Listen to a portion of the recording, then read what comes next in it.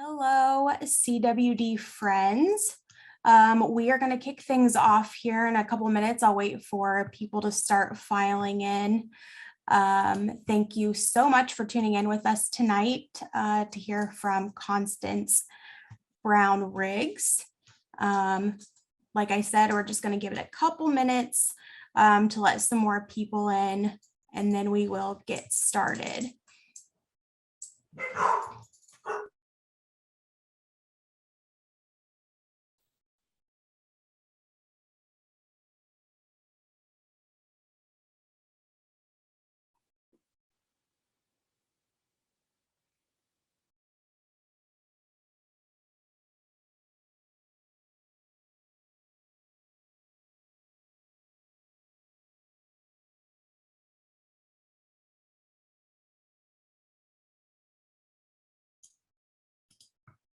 All right, I see some more people joining us. Welcome to day 2 of our fall Friends for Life.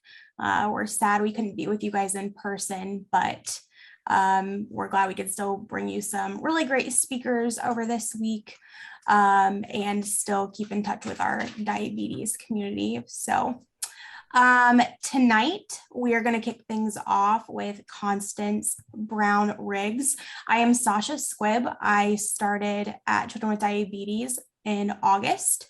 I have type 1 myself. I was diagnosed in 1994, so this year will be 27 years with type 1, and I am the creative director here. So I wish I could see you guys all in person, but this will have to work. When we start tonight, if you guys have any questions as we go through, just put your questions in the chat and we'll do a Q&A at the end when Constance has wrapped up. So I'm going to introduce you to our speaker tonight. Constance is an award-winning registered dietitian nutritionalist, certified diabetes care and education specialist, and past chair of the Diabetes Dietetic Practice Group of the Academy of Nutrition and Diabetics. Constance is an MSEd, an RDN, a CDCES, a CDN, and she's also the author of 4 diabetes books, 2 of which received a Hermes Gold Creative Awards: Living Well with Diabetes, 14-Day Devotional, and Diabetes Guide to Enjoying Foods of the World. You can learn more about Constance's work at www.constancebrownriggs.com and follow her on social media, Instagram at Your Diabetes Nutrition Expert, and on Facebook at Living Well with Diabetes. So we are so glad to have you, Constance. I'm going to kick it off to you.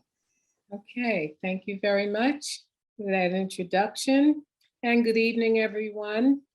I will ask that you bear with me. I've got a little bit of a raspy throat, and also, okay, here we go. For a minute, I thought my slides weren't advancing, but they're moving along nicely.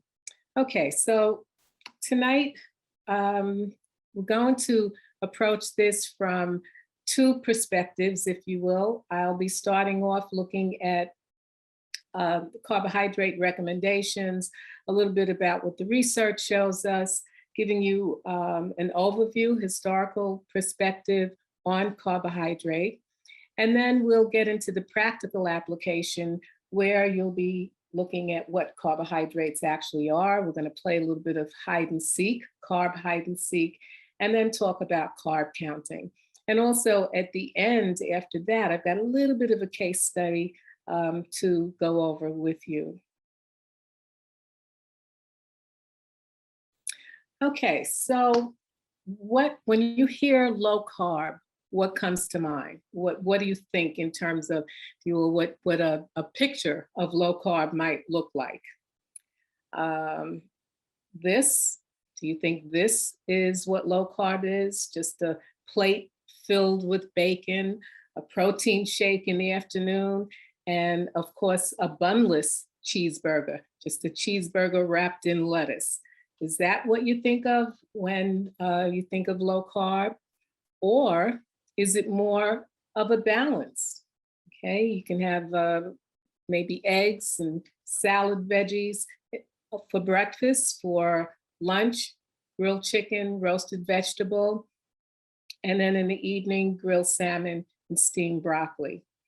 Oftentimes, when people hear the word low carb, they really tend to think of the first visual as opposed to thinking of balanced and plates that look nice, that are attractive and filled with good food. And so as we go through this evening, keep this picture in mind as we talk about low carb diets. Now, from the historical perspective, back in the 1920s, before the discovery of insulin, the diets were very low in carbohydrate and high in fat.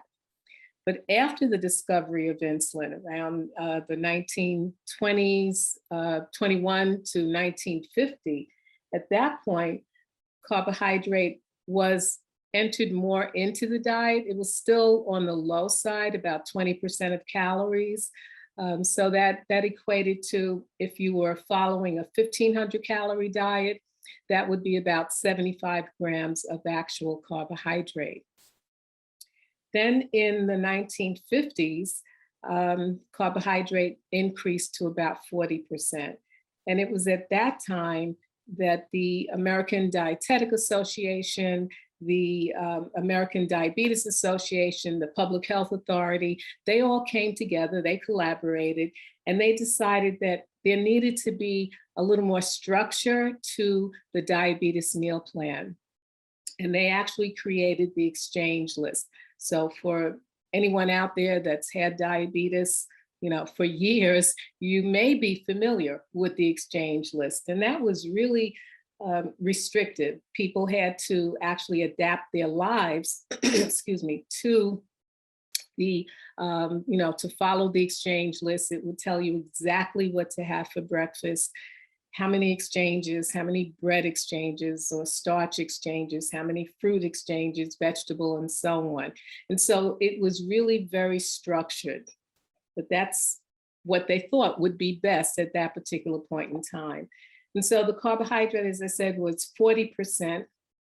And if you think of that in terms of, again, 1,500 calories, that would be about 150 grams of carbohydrate. And then in the 70s, they actually went even higher in carbohydrate allotment for the meal. And one of the reasons for that is around that time is when there was research that came out that looked at fat and talked about the detrimental effects of fat and how we all needed to really cut back on fat to make our diets more low in fat. So certainly from the calorie perspective, if you have lower lower fat, then you've got to make up the calories with something else. And so that's when the carbohydrate got boosted up, and it was at 60% at that point in time. So that was around, again, let's see, that's 75, that was about 225 grams of carbohydrate during that time period. So we went from basically no carb or very, very little carb all the way up at this point in the 70s and 80s to about 225 milligrams of grams of carbohydrate per day.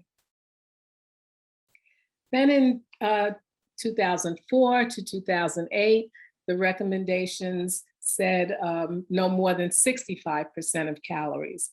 Right. And it was also recommended at that point in time that the diet should not go below 130 grams of carbohydrate. They felt that's what the body needed in order for the brain to work properly and to give the body enough energy, that you needed at least 130 grams of carbohydrate. And we come to 2013, and at that point, the guidelines adjusted somewhat, and it was thought that, after examining the latest research at that point in time, that there was no conclusive evidence of the ideal amount of carbohydrate for people with diabetes. And so it was based on the individual. And we looked at the individual, how many calories and, what they were comfortable with, what worked for that individual, what gave the best outcomes. And that's how carbohydrate was determined at that point. So again, no ideal amount of carbohydrate for people with diabetes. Then in 2019, the consensus report came out, and it says the amount of carbohydrate intake required for optimal health in humans is unknown. So we went from, very strict guidelines in terms of how much carbohydrate people with diabetes should be taking in, to 2019 saying, we just don't know what the ideal amount of carbohydrate is, or how much carbohydrate is required for optimal health. And then 2020, our consensus report came out with the statement that basically reducing overall carbohydrate intake is what, based on the research, demonstrated the most evidence for improving glycemic and for improving glycemia, as well as may also be applied in a variety of eating patterns. So if you're following a vegetarian or you're following a low-fat diet, you still can reduce carbohydrate and see favorable outcomes as a result.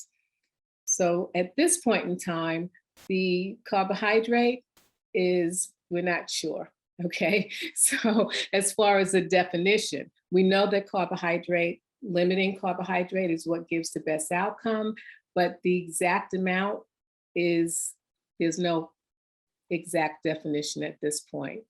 And this is based on the current research, looking at all the studies that have been done in people with diabetes. Some of the studies actually showed 26 to 45% of calories as being a moderate carbohydrate intake.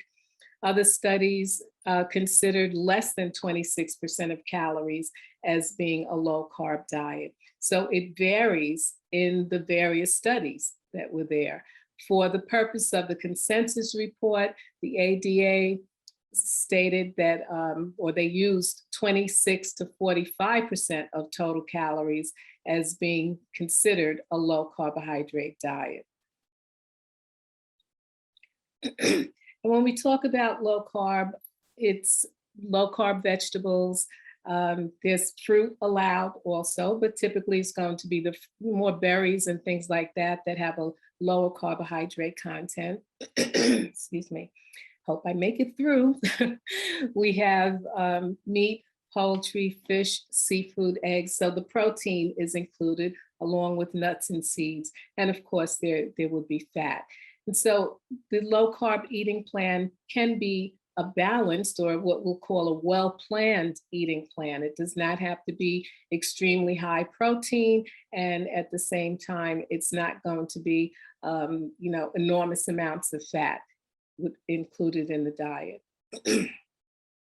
Then we have very low carb, and again, there is no set definition for very low carb.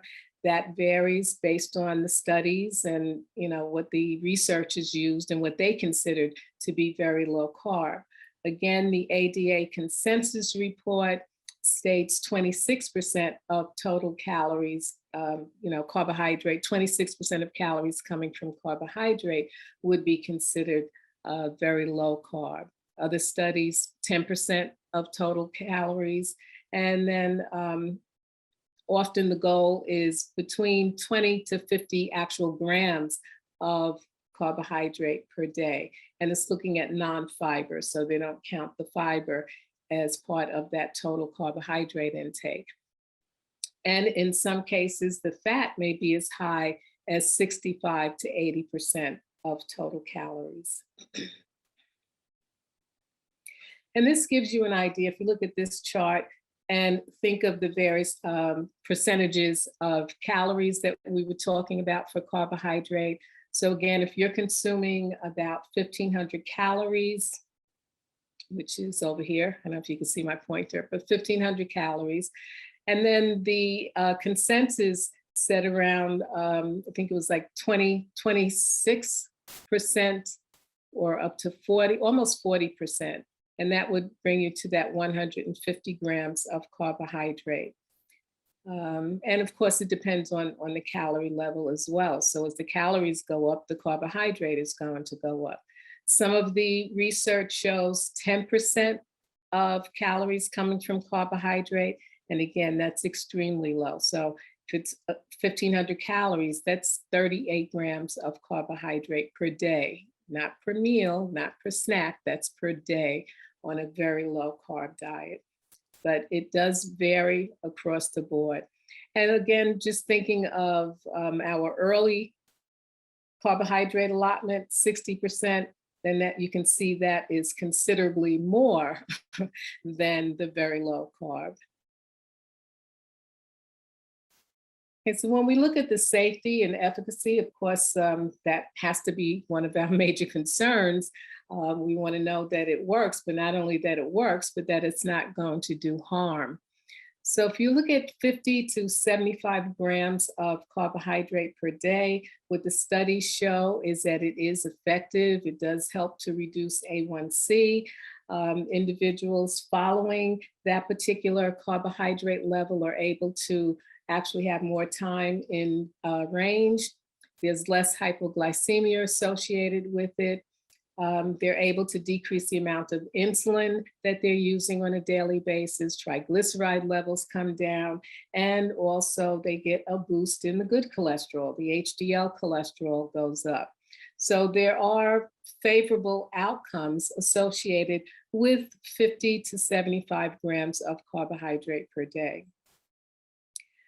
In terms of risk and adverse outcomes, there is that increase in hypoglycemia associated with it, for many people. Increased LDL, we don't want the bad cholesterol going up, but there have been studies that show that, as well as some of the researchers in the studies pointed out the fact that there needs to be a lot more training for individuals that are following very low carb. And of course, you need to be able to identify what's carb, and it does take a little more time and training to get accustomed to that. Also, there was challenges to just following the diet, emotional issues. Individuals were feeling very deprived and not satisfied and not able to eat what the family was eating. So those are all some of the adverse effects. Actually, the first one I forgot to mention, low scores on the Stroop word color test. That's really a test that's used to test cognitive ability. And so they showed that, those that were following very low carb, at least in, a couple of studies, that it did have some negative effect in terms of one's cognitive ability based on that test.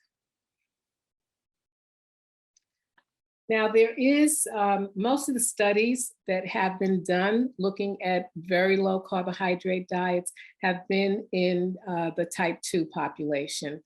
There are very few studies that actually looked at the type 1 population. This happens to be an observational study that was done. And this is a group of individuals. They have online community, type 1 grit. They have a Facebook group.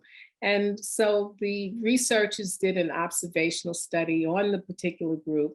It's about 316 people. There are a lot more people involved in that group than 316, but these are 316 individuals. And what they found, these individuals following very low carb, no more than 36 grams of carbohydrate per day, that they had less hospitalization for severe hypoglycemia, or I should say low rates of hospitalization for severe hypoglycemia. There were no signs of impaired growth. And this group, these were the young people that they looked at. Forgot to mention that, of that group. They were looking at the children. Their A1C levels ranged, were low, 5.87. And they followed a structured meal plan. They adjusted their bolus insulin based on experience and postprandial glucose. And they used very, very little insulin. They had to, make some basal insulin adjustments, and that was according to what their fasting glucose was. So this is one observational study that showed that individuals following, and this is very low carbohydrate, that they did experience favorable outcomes.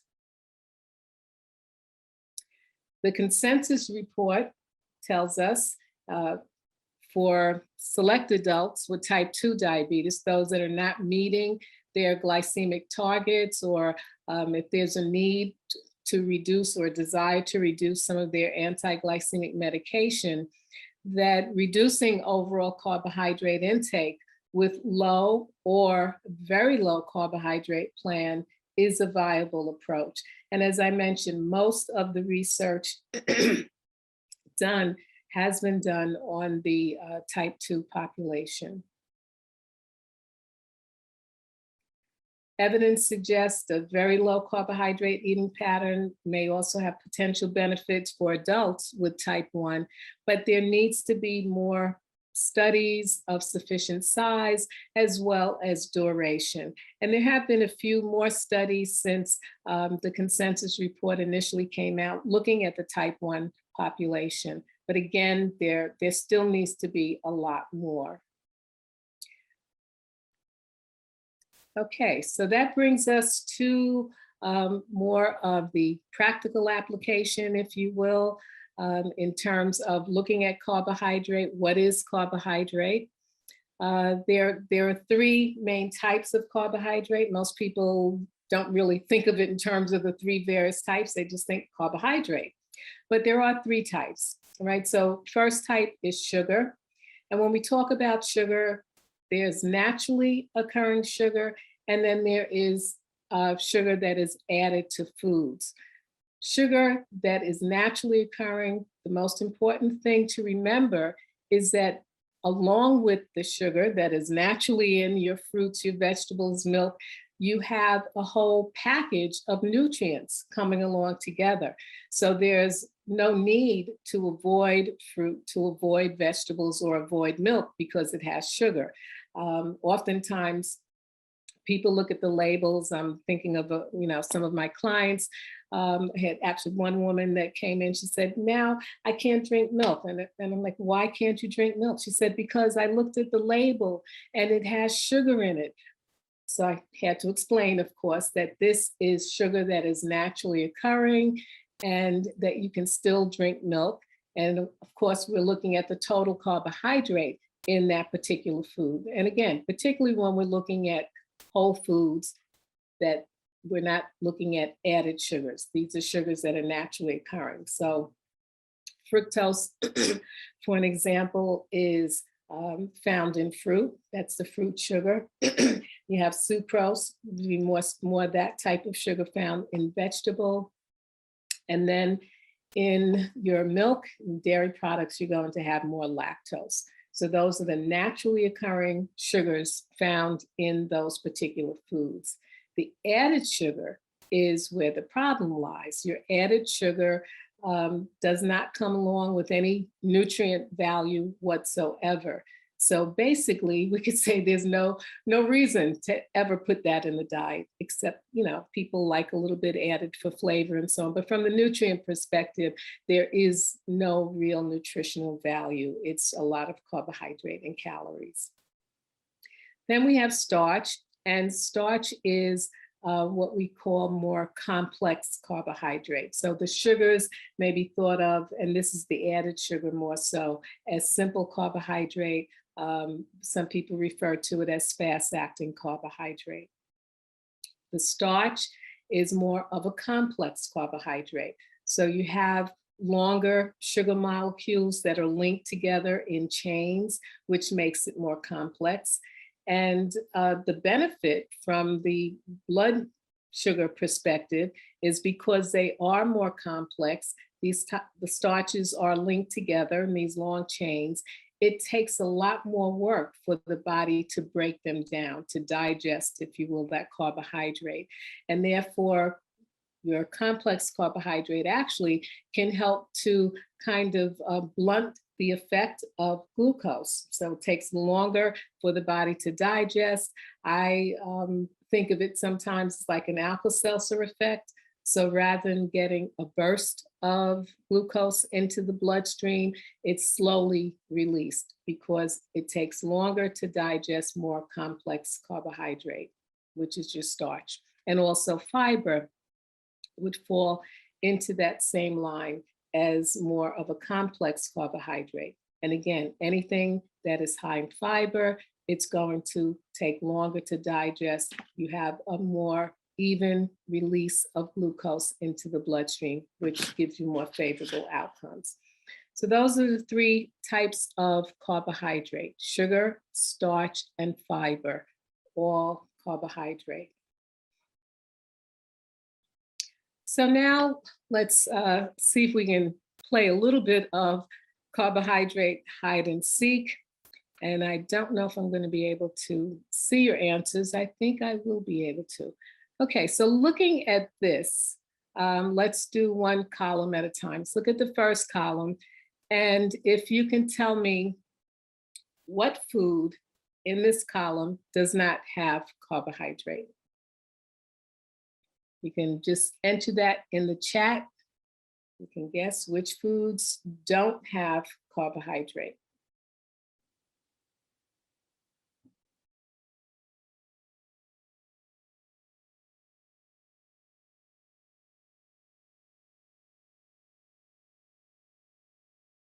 No one's chatting with me, huh? Okay. Oh, wait. Okay, great. I do see some answers. Guess I had to pull it up. Okay. So I see butter, fish, dyed jello, tofu, and shrimp. Is that all in the first column? Okay. Yep. And steak. All right. I think we pretty much have it. The tofu does have some carbohydrate. And if you think of what tofu is made from, it's made from beans, from soy. And so it does have some carbohydrate, very little, but there is some there. Again, shrimp, no carbohydrate there, no carbohydrate in steak. What else do you have there? Butter, yep, no carbohydrate in butter and no carbohydrate in the diet jello. Okay. And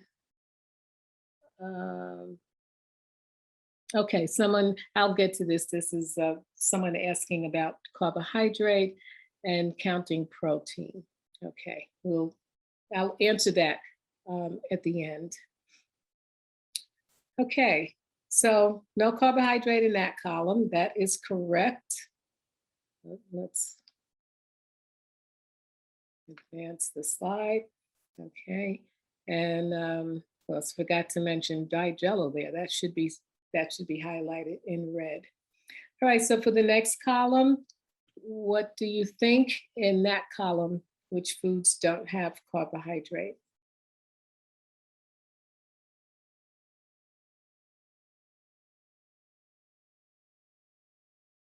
Okay. So we have olive oil. I see hot dogs, fish. Okay. Someone says my diet jello has one carb. It does have one carb. We consider it free, but you're right. It does have a little bit of very little carb. Right, hot dog, fish, spinach. Okay, so spinach has carbohydrate. Any vegetable will have carbohydrate in it. I'm glad to see someone said hot dogs. Oftentimes processed meats fool people, right? And that's another reason why it's good to read the labels. So your hot dogs will have what we consider more added carbohydrate or hidden carbohydrate. And if you look at the label, you'll actually see in hot dogs, it's carbohydrate. Okay. Did we get them all? What else do we have here? Right, fish does not have carbohydrate. Okay, so I think we got all of those. Right, okay. And then the next, oh, this is where the olive oil is. Okay, so we were skipping ahead with the next column. And let's see. Mayo, all right, anything else in that column that doesn't have carbohydrate? Diet soda, mayo, cheese, olive oil, and club soda. Okay, cheese does have carbohydrate. Think of it in the protein column, if you will. It does have the protein, but it also has carbohydrate. All of the cheese, ricotta cheese, mozzarella, they all have carbohydrate. Not a tremendous amount, but there is carbohydrate. Your soft cheeses will have more carbohydrate because they have more milk content in them.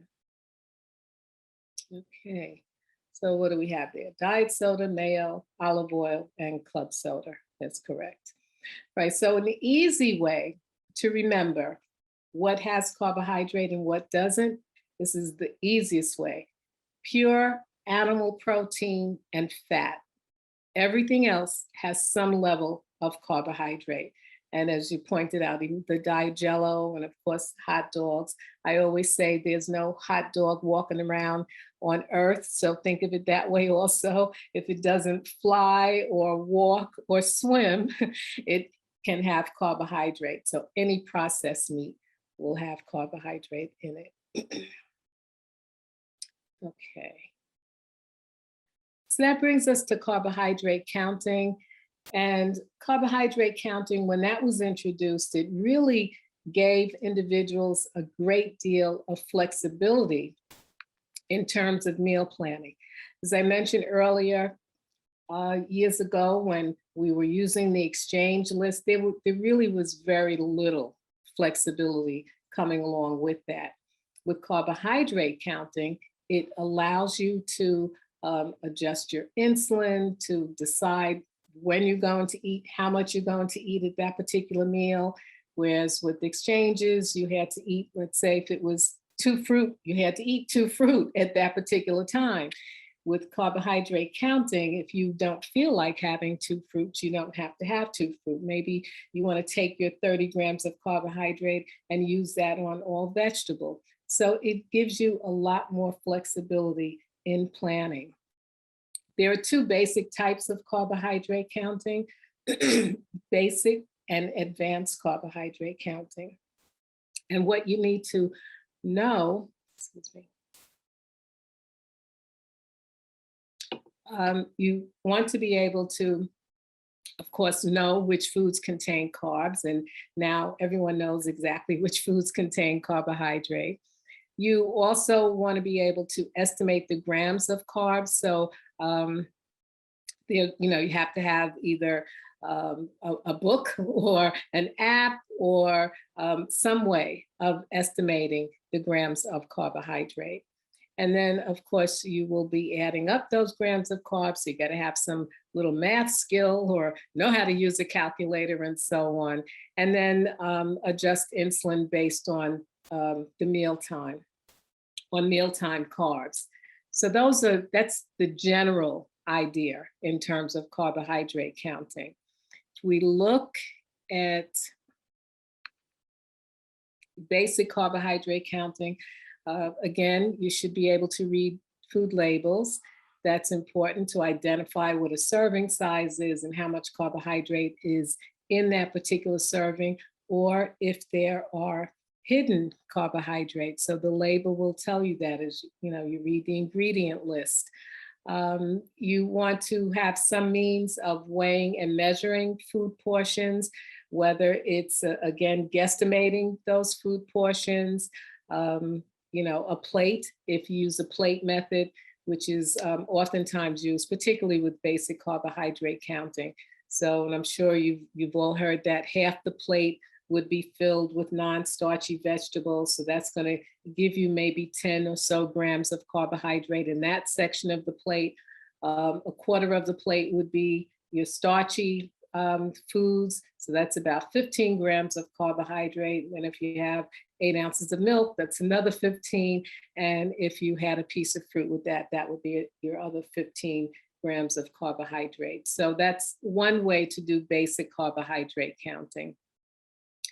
And as I mentioned, you definitely need to know which foods have carbohydrate and understand the relationship between the food that you eat, your diabetes medication, the insulin, physical activity, and blood glucose. So really having a good understanding of how all of those things work together.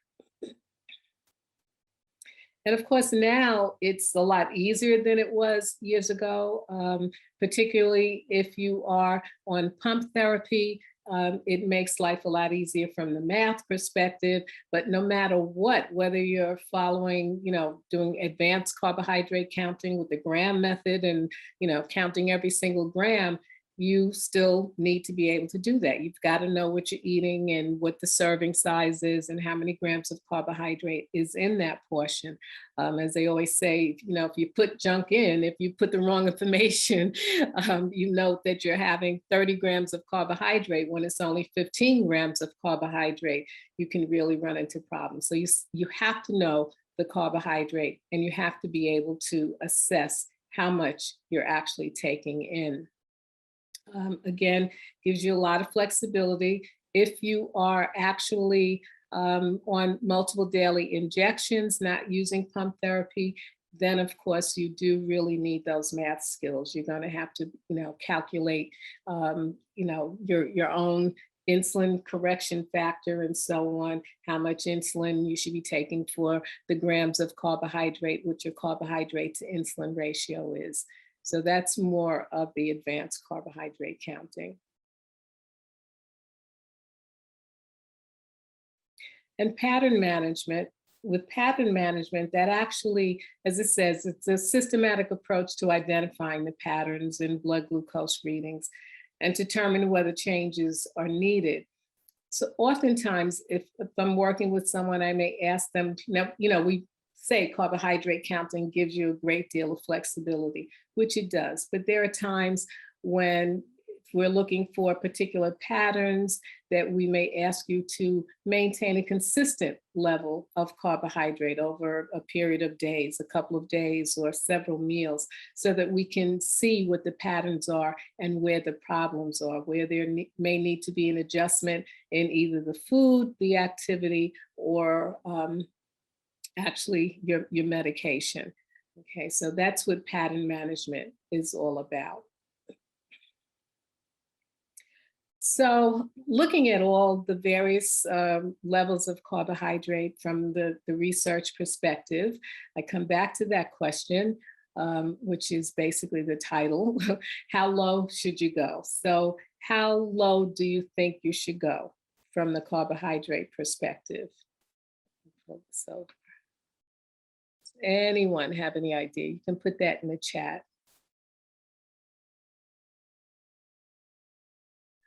Okay, someone is saying they've read that and that carb counts on packaging aren't always accurate, and that is true. The question is that true? Yes, it is. Unfortunately, we have to rely on what's in the packaging, and then that's why we always have to look at the outcome. And we learn from that because it's a guessing game in a sense. The packaging should have reliable information. It doesn't always have reliable information. And so we have to work around that. It's not going to be perfect by any means.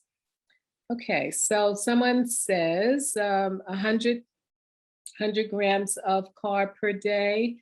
Okay, so that's what they feel. Anyone else?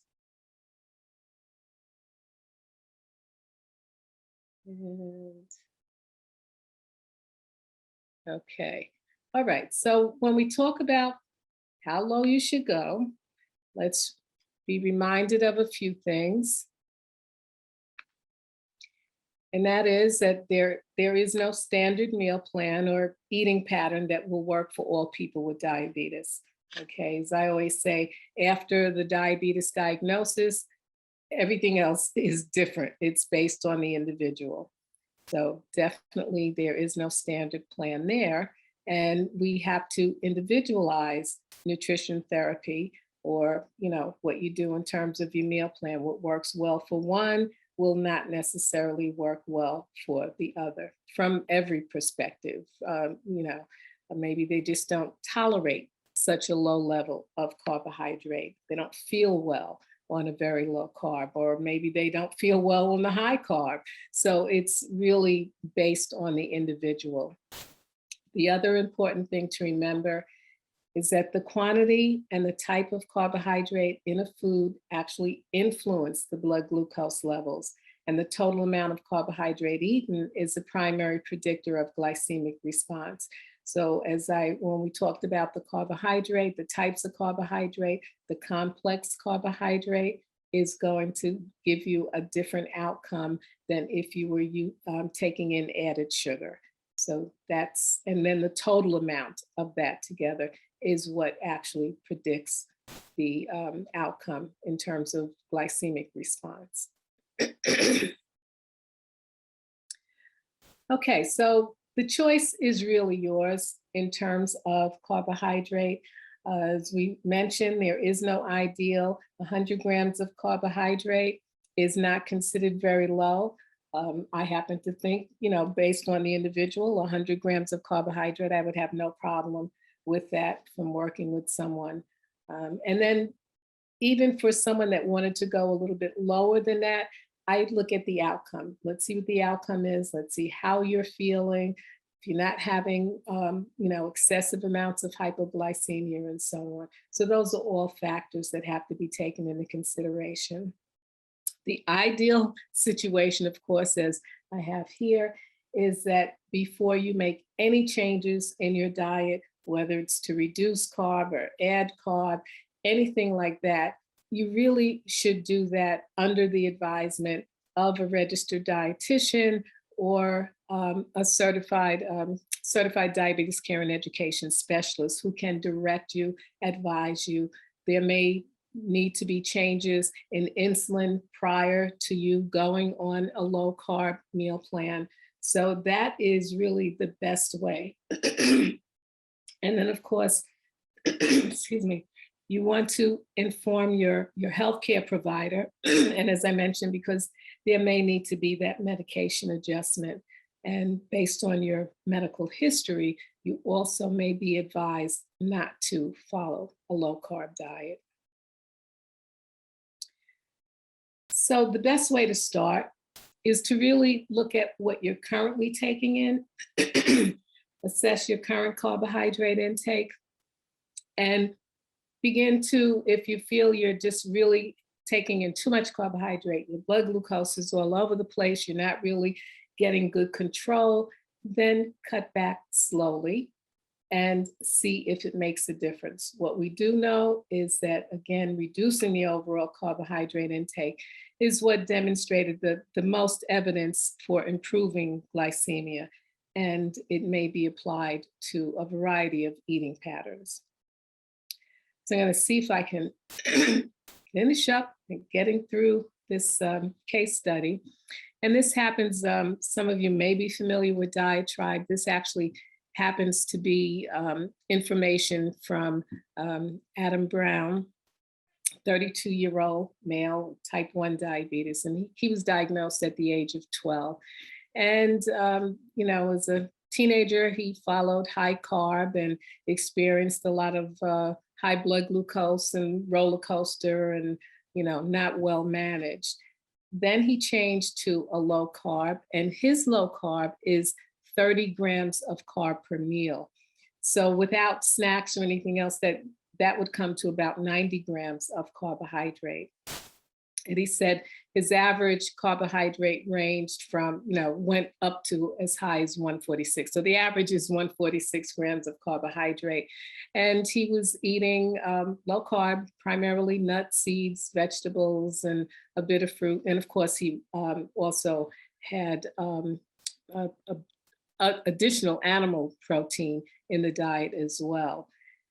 And he decided that he wanted to see if what he was doing, if his low carb meal plan really was making a difference in his life, and if he could maybe be a little more liberal with his carbohydrates. So he decided he was going to do his own little experiment with himself to see how his body responded to low carb versus high carb.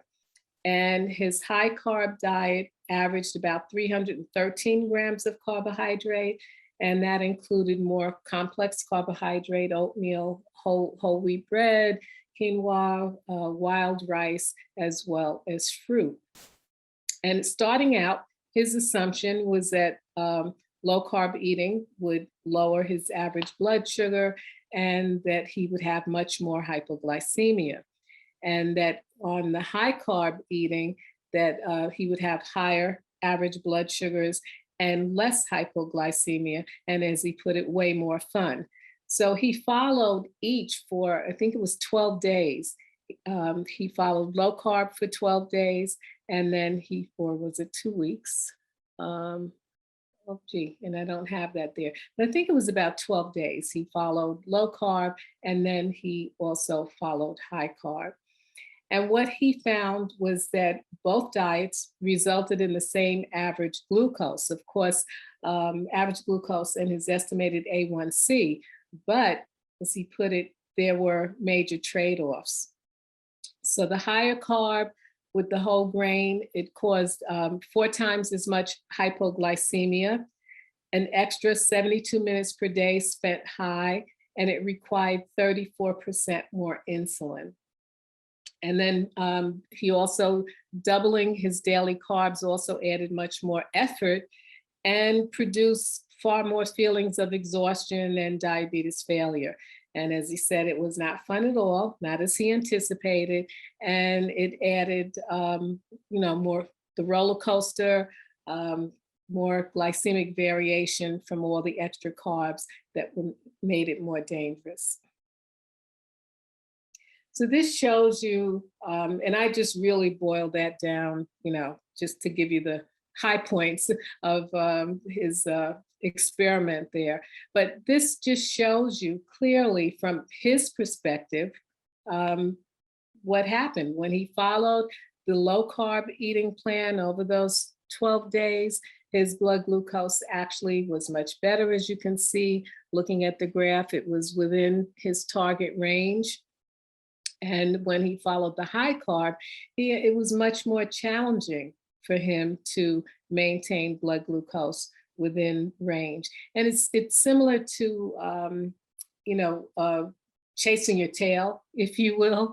It's you're overestimating, or now if you overestimate on the insulin, you're going to have low. If you don't estimate enough, you're going to end up high, and you've got to make adjustments for that. And that's why it's more difficult to manage the very high carbohydrate diet.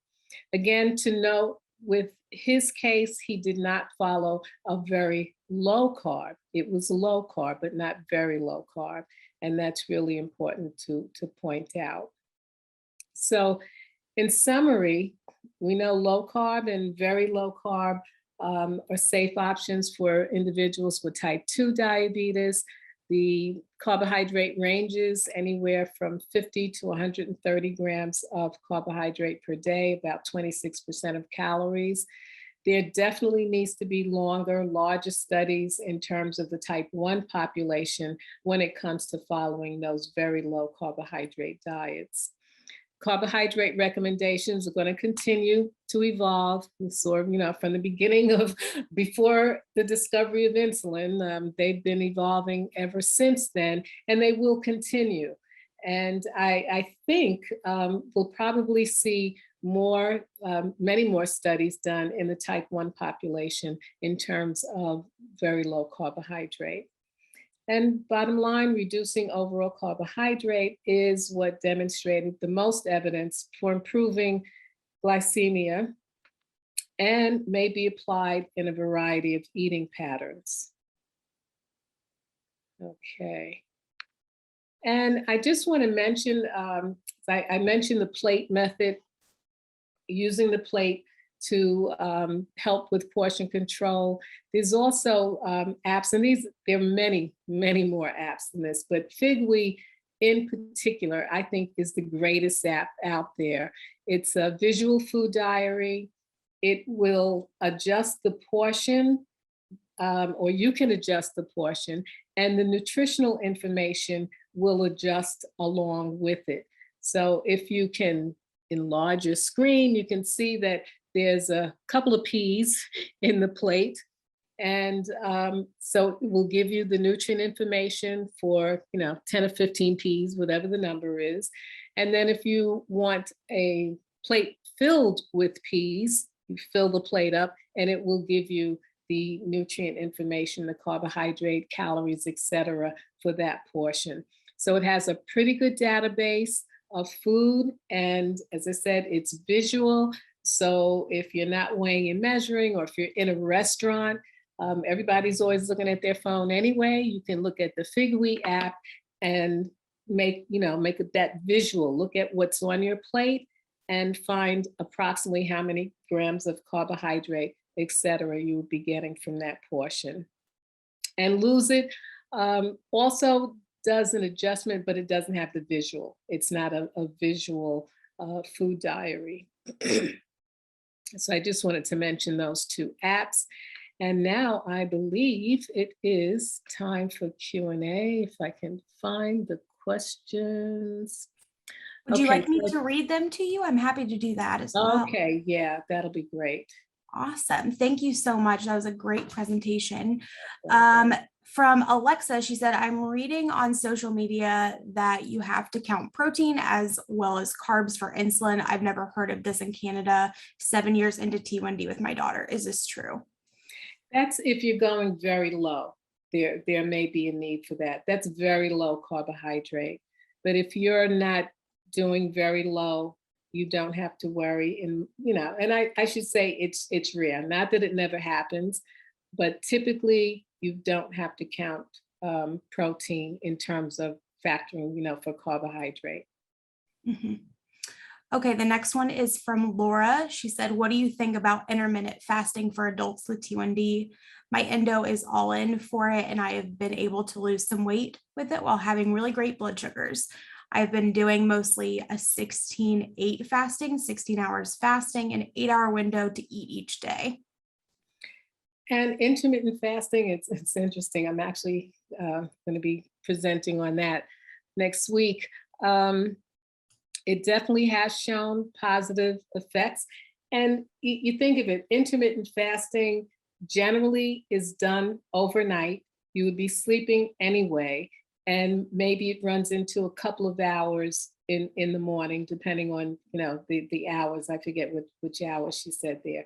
So intermittent fasting has been shown to be beneficial. Again, still with that, most studies are done in individuals with type 2. But good outcomes in terms of weight loss. And I think you mentioned the weight loss there as well. Mm-hmm. Yeah. Another question from Alexa. We're always told not to limit carbs, eat what you want and dose for it so our daughter doesn't have issues with food. What are your thoughts on this? It doesn't sound like it's the way to go. And I agree that there are just so many roller coaster rides this way. The idea is you don't want to, it depends on the individual.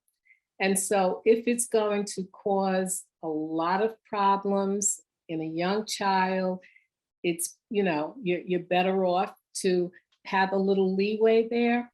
I think it depends on what you start with. If you've started, oftentimes, particularly with the families in type 1 grit, they've been doing this. So the child, in a sense, doesn't know anything other than that.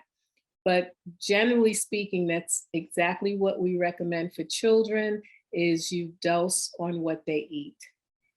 And, think of it also that no matter whether you have diabetes or not, no one should be eating large amounts of junk.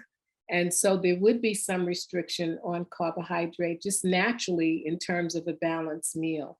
So I would look at it that way, and definitely not, at this point, introduce a very low carbohydrate diet for a child. Right. Awesome. Thank you. Melissa Winters had a question. I saw this come through, I think, when you had Adam Brown slide up asking what's a good range. And I think maybe she was referring to between that low carb and high carb diet. What is a perfect range there? Melissa, if you're still in here, I want to drop. Again, that depends on the individual. What works for one. How satisfied are you with this particular level of carbohydrate, whether it's 100 or 150. What's going on with your blood sugars? What's going on with your weight? So all of that has to come into consideration. So it's no one meal plan, no one range of carbohydrate for an individual. I don't recommend very low carb in terms of, 30 grams of carbohydrate per day without having some consultation with, healthcare provider, consultation with a registered dietitian, certified diabetes care and education specialist. So typically, probably the lowest I recommend just in general would be 90 grams of carbohydrate, and that's for adults. Awesome. Perfect. Thank you for answering those questions. I think that we got them all. So with that, we will wrap up. Constance, thank you so much for taking the time out of your night to do this for us. I know that was extremely helpful. Carbs are one of those things that we never really have a good answer for, but I think that gave people great direction to figure out what works best for them. So, and I just want to add one little thing. I'm reminded of another presentation on carb that I did. You shouldn't feel guilty that you have to follow low carb. Again, it's the individual, so you work with that. There's little, I'll say peer pressure, if you will. Oh, it's got to be low carb. It's got to be low carb. No, it's got to be what works best for you, what gives you the best outcomes, what's going on with, your or your child's A1C levels. That's what's important. Yeah, perfect. If you guys have questions, you can always email us at info@childrenwithdiabetes.com, especially if it's about this session. We will reach out to Constance and try to help you guys get those answers as well, if something comes to your mind later. So again, thank you so much for doing this with us tonight. A special thanks to Dr. Conti as well for her presentation earlier, and for all of our sponsors who made this week possible while we're not together. We still wanted to have a really meaningful week with our diabetes community. You can actually see exhibitor booths on the virtual page. That would be in a link in the email that we send out before the event. So if you want to learn more about Omnipod or Dexcom or any of those exhibitors, you can find that information there. After the event, we'll send out a survey. Please take a little bit of time to fill that out and give us any feedback that you have for future events. And then one other exciting thing, we're wrapping up our Children with Diabetes fundraising campaign, 100 Years of Us, which was all in celebration of the 100 years of the discovery of insulin. So we got a very generous donor that's going to donate $25,000 to help children with diabetes, but we have to raise this is kind of hard to say. We have to get 100 donations of $25 or more from individuals to get the $25,000 gift. So we have 63 more donations that we need. And if you'd like to make a donation, you can go to cwd.is/100challenge. So we'd really appreciate that if you feel like you would like to give to children with diabetes. So thank you so much, everyone, for attending tonight. Have a safe evening, and we'll talk to you tomorrow. Bye.